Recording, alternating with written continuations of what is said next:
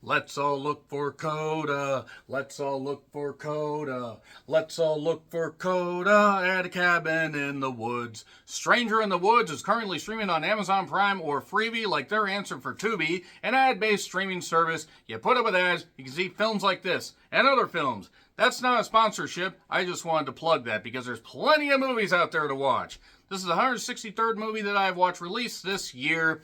And yes, Stranger in the Woods was directed by Adam Newacek, who's done television and other projects. Check out his IMDb page for the full list of his work. This was written by and stars Holly Kenny as Olivia, or Liv, who goes through a traumatic event, is overcoming the traumatic event that she suffered, and I'll talk about that in just a little bit. And yeah, the aftermath would be very, very difficult. Dr. Dre talked about been there, done that, the aftermath. Okay, let's not get into that. I'm pretty certain I butchered that because Dr. Dre songs are always in my head. As a 43-year-old white guy, Dr. Dre songs are not in this. The soundtrack is fine, I'll say that much. But yes, Holly Kenny wrote and stars in this film where basically Liv goes with some friends to the woods. There is Teresa, a friend of hers, and her significant other Liam. There's a guy that kind of looks like Brian Alvarez. For those who are wrestling fans, you will get, who is named Brandon. And then there's Sam, who made the pants too long, who's played by Brendan Brown.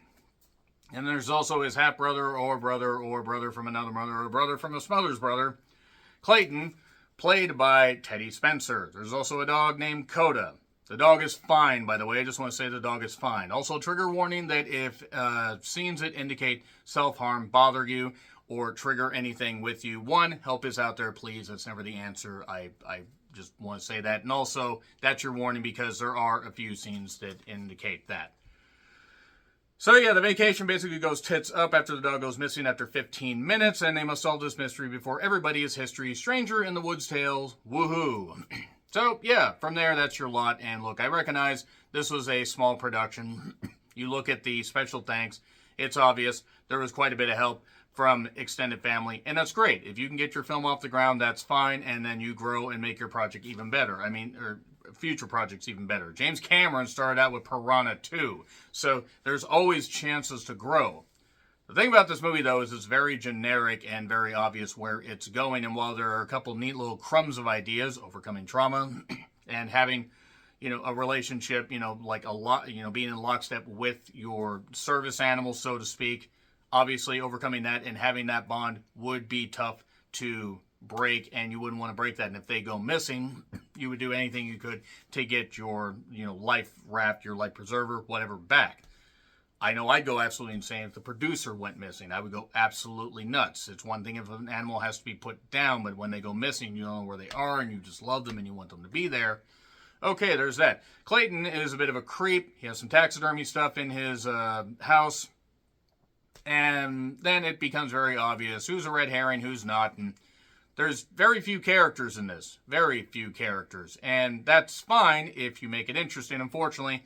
So we kind of peters out after 20 minutes. And even with a couple neat little crumbs, it's not good. I'm sorry, it's not good. I know everybody tried. I don't wish anything bad for anybody else. Wish nothing but success in the future. I was very bored by this. I was very bored. So, yeah, trigger warning about the self-harm scenes and other stuff. I'm going to get into spoilers in just a little bit, but yeah, pretty generic, pretty basic. Not even going to crack the top 20 of worst things I've seen this year. Probably not even the top 25. It's just bland. Very bland. And boy, that's slow-mo. Boy, that's slow-mo. Talk about that in a bit. 3, 2, 1, warning, spoilers. So, yeah, we have a boom right at the beginning of the self-harm scene. Liv is panicked.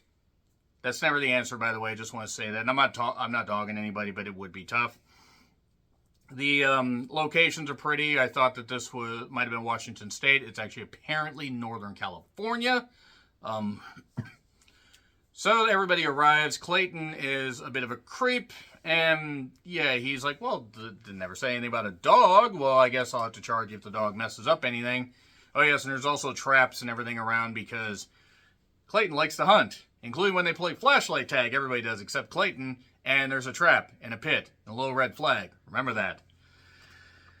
Brandon seems to like Liv. Sam just says they're really good friends. Don't worry, nothing bad will happen here. Flash forward to about 20 minutes later in a second.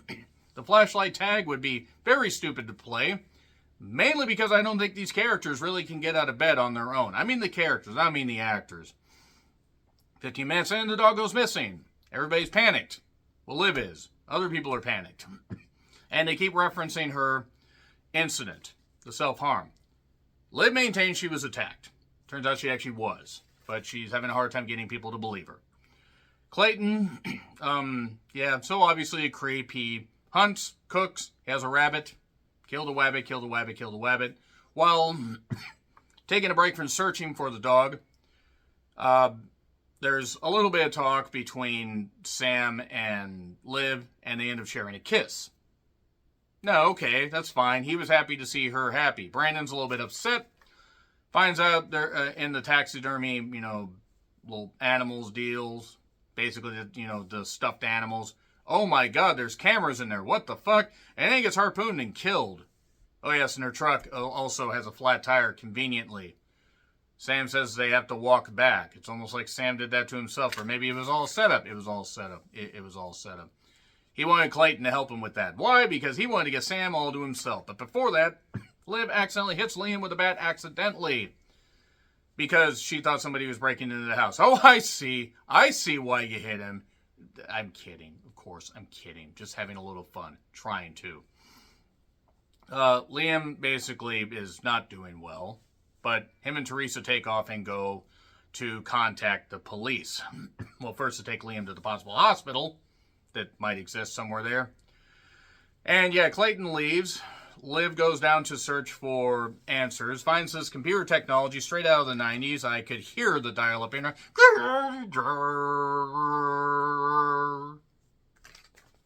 And yeah, I mean, seriously, I was a young teenager when that technology was around. Good grief. So, yes, taxidermy and all that stuff. She ends up leaving her phone. So, obviously, Clayton knows that they've been there. Yeah, that was fun. This is generic. The cops are being called because Sam is saying, that's it, Clayton can't do this anymore. So, she also basically says to Teresa, before Teresa and Liam leave, the reason that her fiancé died and the reason this attempt was seen as an attempt instead of an actual attack, she told Cole no, because they'd only been dating for 5 months. She didn't see her life going that way with him, especially after 5 months. 5 years? Yeah, you probably should lock that up. But 5 months? So yes, he ends up crashing his car, conveniently. So after Teresa and Liam leave, Sam says he's called the cops. Turns out he didn't call the cops. Why? Because he, after finding the dog, basically gets upset at Liv for refusing his advances, beats her up with a goddamn bat, or hits her over the head with a goddamn bat, and it turns out that he did the attack on her in the bathtub. No, really. That's it. That's not the way you get somebody to love you. I don't care how insane you are. But whatever, it's fine.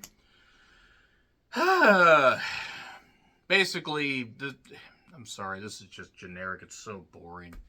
Clayton tries to protect Liv, ends up getting beat up. Him and Sam have a fight, if you want to call it that. Sam and Liv have a fight, again, if you want to call it that. And actually strike that, reverse it. So yeah, Clayton ain't the bad guy. He's just kind of a dumb character. Dumb character, not the actor. And then the slow-mo at the end, because Sam is chasing Liv. She gets shot because Sam is a really, really bad shot with that gun. As opposed to a bad shot with an arrow, or maybe with a knife, shooting a knife at her, cuts like a knife. So yeah, he finally clips her, but then she sees there's a red flag, there's a trap. Oh, I can do this, and she kicks him over this rock, and his head gets caught in the trap, and he's dead. Then the police show up, and then we go to the credits. Look, again, I wish nothing but the best for the crew, but God, this is not good. This is generic. Credit to everybody for getting it made. Wish you nothing but the best. F, it's not good. Watch it if you want to. Let me know your thoughts. Like, share, subscribe, Twitter handle in the description. I'm John Rickland. I'll see you soon.